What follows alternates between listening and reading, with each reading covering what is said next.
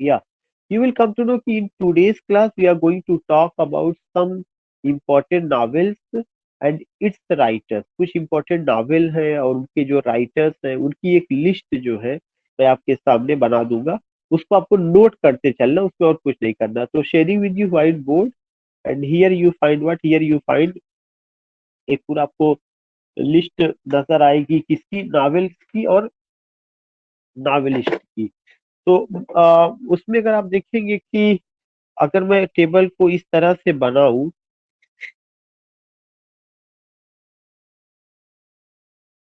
Novels, NOVELS, और novelist, NOVELIST।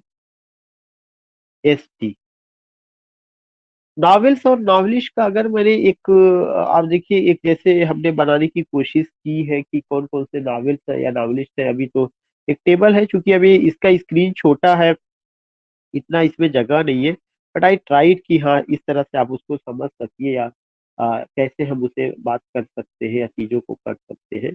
तो ये एक पॉइंट रहा है। दूसरा चीज कि कौन कौन से नावल हैं जो हमें ध्यान में रखना चाहिए। बहुत सारे आप जान भी रहे होंगे, लेकिन फिर भी अगर आप जान रहे होंगे तब भी मैं कोशिश करता हूँ कि मैं उसको लिख पाऊँ या आपसे डिस्कस ही कर लूँ। और कुछ जो नए हैं वो तो कम से कम मैं आपको नोट करा दूं।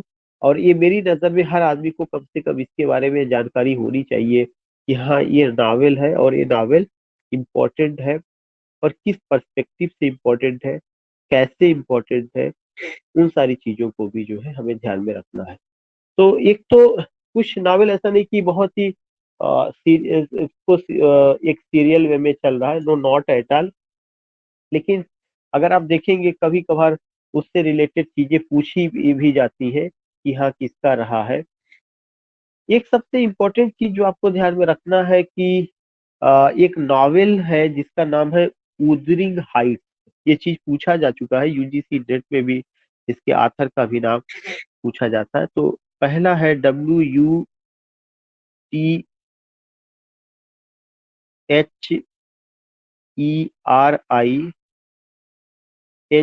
Wuthering Heights, HEIGHTS, Wuthering Heights.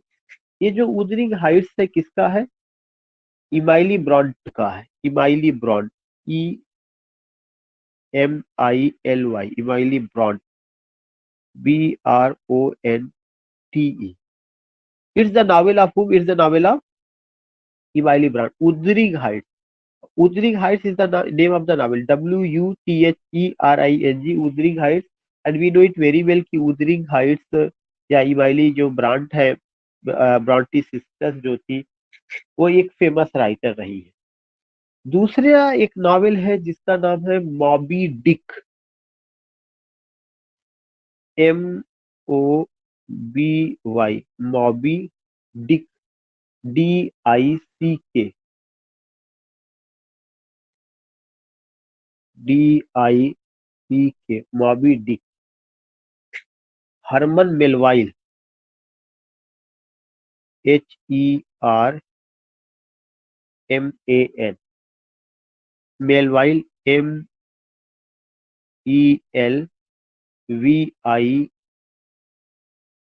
MELVILLE, Herman Melville. So you find what? You find कि Wuthering, WUTHERING, Wuthering Heights, this Wuthering Heights, Emily Bronte, Moby Dick, Herman Melville. So you find these two writers. और दो novel हमने बताया, दो novelist के साथ साथ दो नॉवेलिस्ट का नाम मैंने बताया एक पहले पेज पर, जो आपको नोट करना और एकदम रटा होना चाहिए इसके। उसी तरह से उसी सीरीज में अब आपको तीसरे नावल का नाम नोट करना है। थर्ड नावल आपका क्या है? द थर्ड नावल, पामेला और वर्च्यू रिवार्डेड सबको पता है, फिर भी आप लिख लीजिए पामेला, PAMELA, पामेला और virtue rewarded.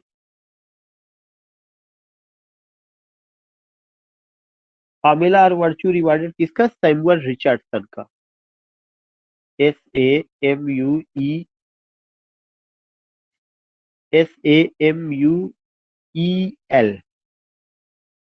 Samuel Richardson. Richardson ये तीसरा है। उसके बाद आपका क्या है कि नाउ द फोर्थ पॉइंट है,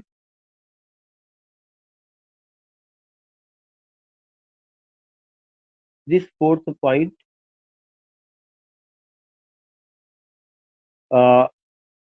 unfortunate traveller or the life of Jack Milton. पहले नावल का ही नाम लिखा जा रहा है। चौथा क्या है? Unfortunate traveller, UNFORTUNAT,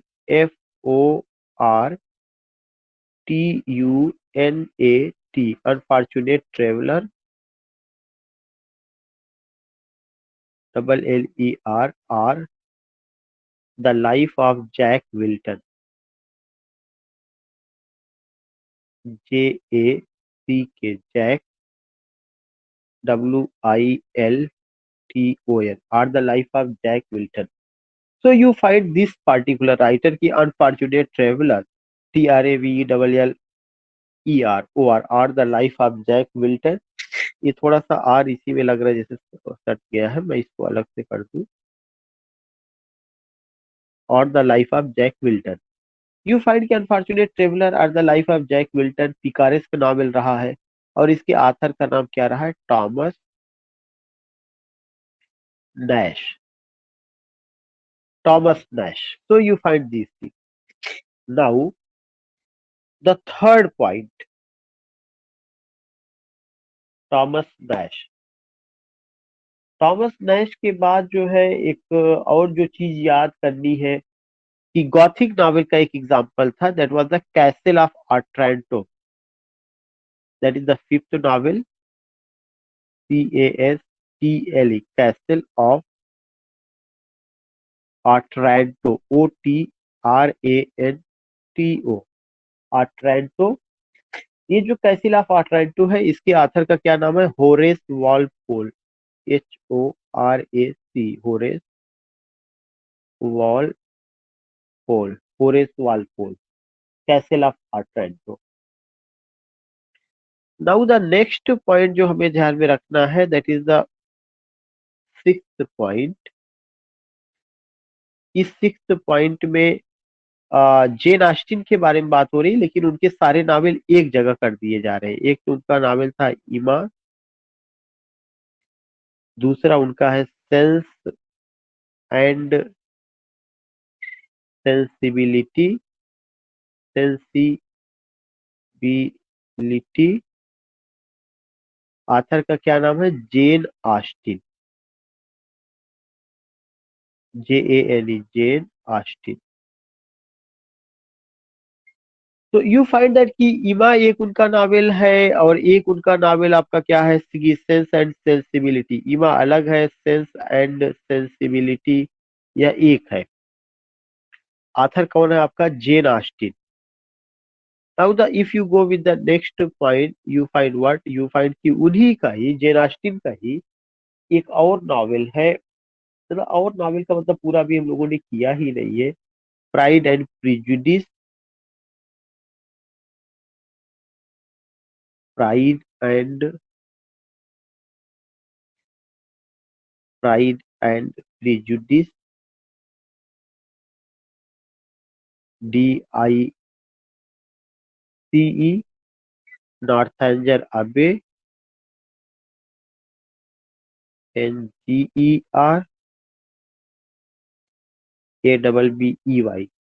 pride and prejudice, नॉर्थेंजर अबे, एमा, sense and sensibility.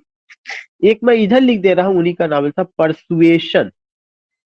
Persuasion if you गो, ये आप समझिए कि उनके नावल का ही नाम लिखा जा रहा है, PRSUASION, परसुएशन। तो ये सब उनका नावल है। प्राइड एंड प्रिजुडिस, यहाँ नॉर्थेंजर अबे उनका है, परसुएशन उनका नावल है। This things you find.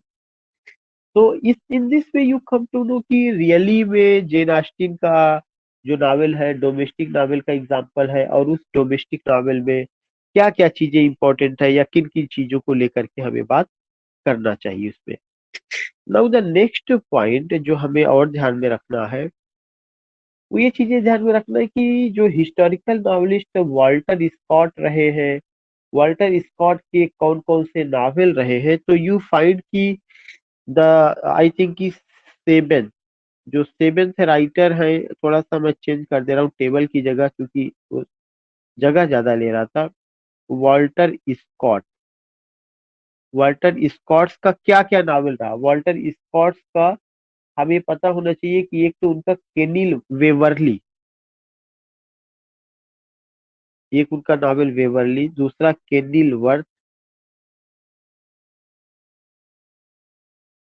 तीसरा तलिस्मा,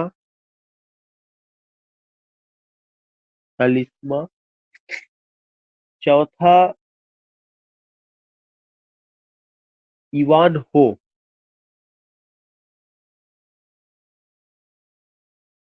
इवान हो,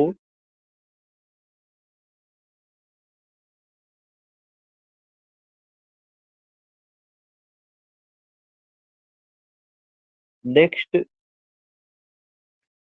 Rob Roy,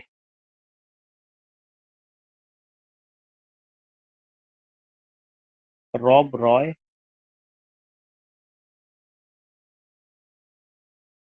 old mortality,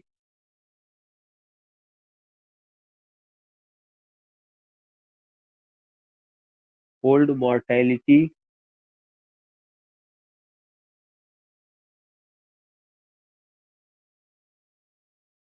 the bride of Lammermoor, उससे कोई मतलब नहीं, लेकिन इतना सारा चीज रॉब रॉय, ओल्ड मॉर्टेलिटी, ये चीजें आपको ध्यान में रखना चाहिए कि ये किसका नॉवेल रहा है। ये आपका वाल्टर स्कॉट का रहा है। उसके बाद मैं यहीं पे अच्छा और भी इसी लाइन में लिंक दे रहा हूँ, एक दो नॉवेल थोड़ा सा मुझे लग रहा है कि और लिख लीजिए। The lady of the lake Waverly, the lady of the lake Waverly, the lady of the lake Waverly, ये चीज बहुत इंपॉर्टेंट है। उसके अलावा जो है आपको ध्यान में रखना है, एक नेक्स्ट आथर अगर मैं समझता हूँ नौवां अगर बात की जाए तो George Eliot, George Eliot, sir the lady of lake Waverley भी वॉल्टर स्कॉट का ही है। हाँ हाँ, George Eliot, Silas mariner,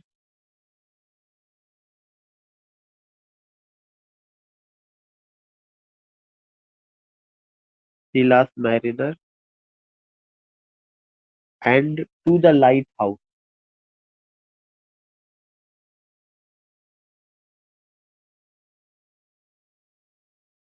not to the lighthouse, mill on the floss, sorry, mill on the floss,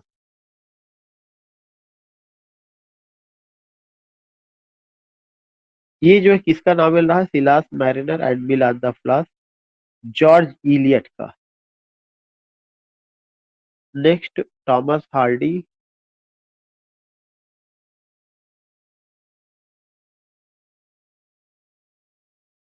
Thomas Hardy,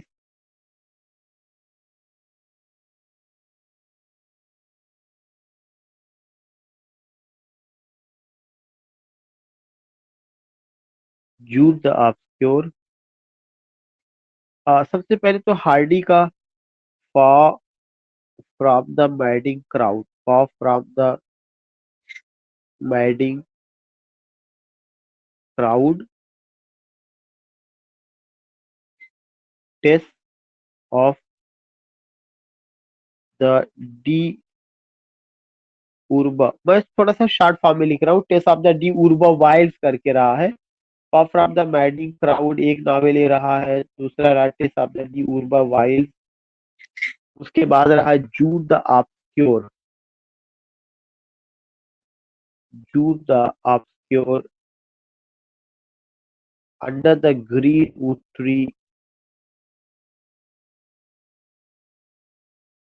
Greenwood Tree, Mayor of Casterbridge, Mayor of Casterbridge, PRIDG, Mayor of Casterbridge. So you find what you find. कि June the obscure under the greenwood tree, Mayor of Casterbridge. You find these things. कि ये सब चीजें रही हैं जो काफी मायने रखती है उसमें इनका वर्क और भी रही, लेकिन एक ग्लांस भी मैं ये बता दे रहा हूँ कि ये तो कम से कम हम सबको पता होना चाहिए कि ये इसका चीज रहा। नाउ उसके बाद जो है जब आप मॉडर्न एज में आते हैं तो खास करके मॉडर्न एज में एक बड़ा नाम है अ, जॉर्ज ऑरवेल। इनके नॉवेल रहे हैं लेकिन कम से कम हमें एक तो एनिमल फॉर्म,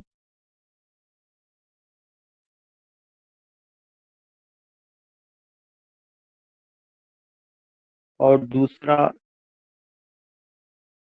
1984 नॉवेल का नाम है उनके, ये चीज पता होना चाहिए। Next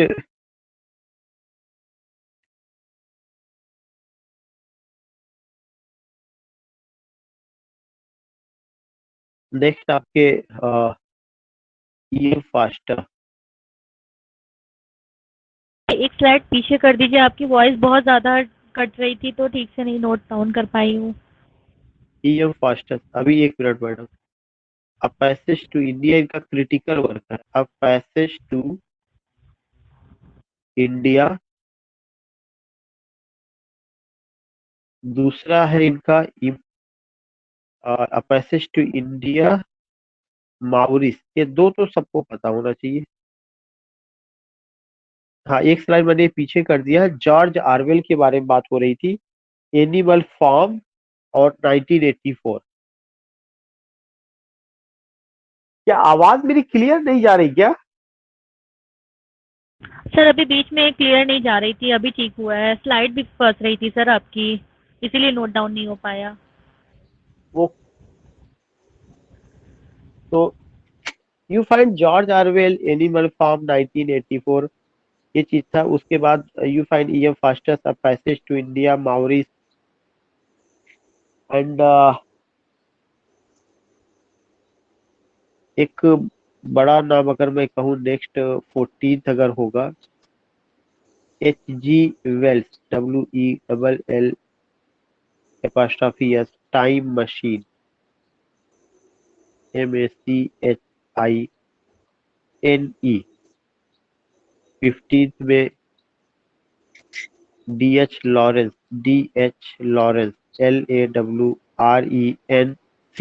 apostrophe S. DH Lawrence का कई नावल है, जिसमें एक नावल है आपका रेनबो, दूसरा नावल है सन्स एंड लवर्स,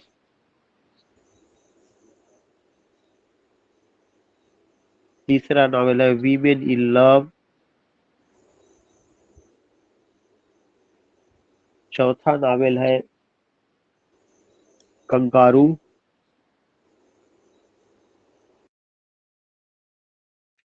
नेक्स्ट उनका नावल है lady Chatterley's lover, TERLYS, lady Chatterley's lover. तो ये चीजें रही। मैं स्लाइड फिर से, चूंकि मुझे लगा मैं ज्यादा तेज लिख रहा हूँ। रेनबो एक नावल है, सन्स एंड लवर दूसरी नावल है, वुमेन इन लव तीसरी नावल है, कंगारू चौथा नावल है, पांचवा आपका क्या है, lady Chatterley's lover. You find this thing. तो ये DS लॉरेंस रहे हैं या उनका मामला रहा है। उसके अलावा अगर आप देखेंगे 16 पॉइंट पर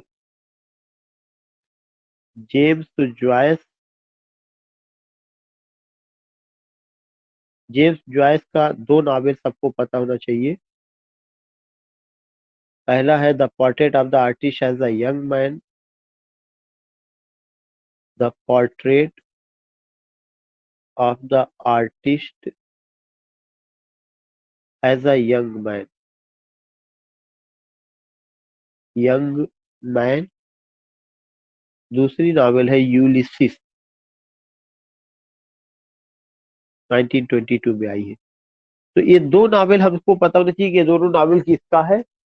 ये दोनों नावल जो है जेम्स जॉयस का है। The portrait of the artist as a young man, और दूसरा आपका यूलिसिस। नेक्स्ट है वर्जीनिया वुल्फ, VIRGINI है, Virginia Woolf, WOOLF Virginia Woolf में to the lighthouse, LIGHT lighthouse, Mrs Dalloway DOLLOWAY,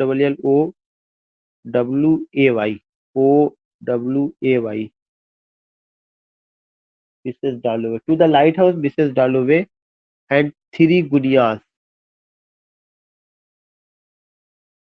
GUINEAS, three guineas. एक इसका रहा है, ये आपका वर्जीनिया वुल्फ का रहा है। तो इस तरह से आप ये देखते हैं कि sir three. We find three guineas, GUINEAS, NEAS, GUINEAS। Okay sir, एक थैंक यू। उनका वर्क एक उनका वर्क और रहा है, a room of one's own, ये भी उनका रहा है।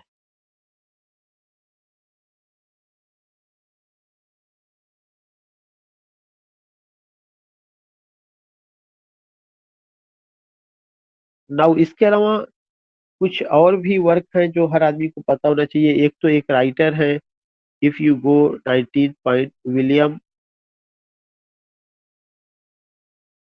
William Beckford, BECKFO। William Beckford का एक नावल है उठेक, UATHEK, गॉथिक नावल का एग्जाम्पल है।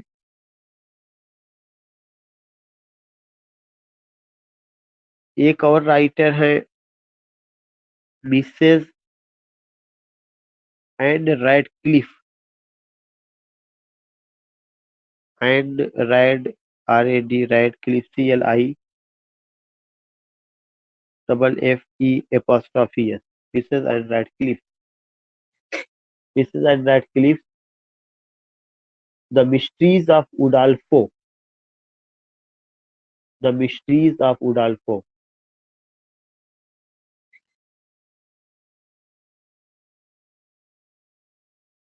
MYSTERIES,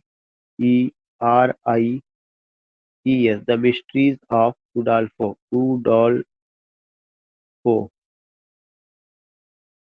the mysteries of उडाल्फो।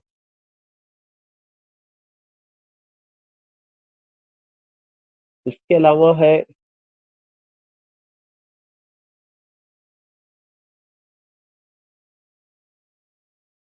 Matthew Gregory Lewis का द मांक, 21 अगर मैं डालूं, Matthew Gregory, GREGORY, Gregory, Gregory Lewis, the MONK।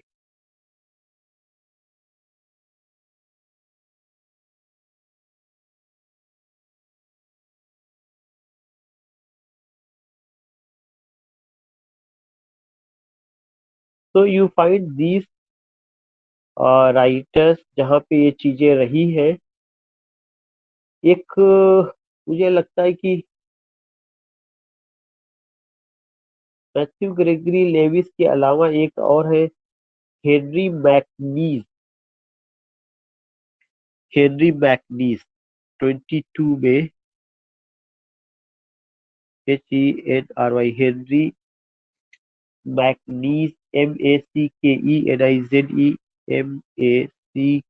Mackeni, Henry मैकनीज, the mind of feeling.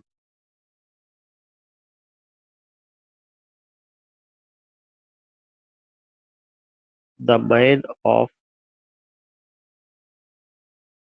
Feeling.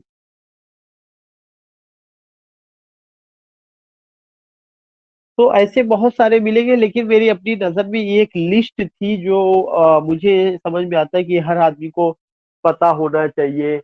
या जो है जैसे एक और रहा जोसेफ एंड्रयूज हेनरी फील्डिंग का, ये जिसको उन्होंने कॉमिक एपिक इन प्रोस कहा है। तो इसमें कोई नया नहीं है, कुछ हो सकता है एक आध दो चार आपको नया मिले, बाकी सब चीजें वैसे ही है।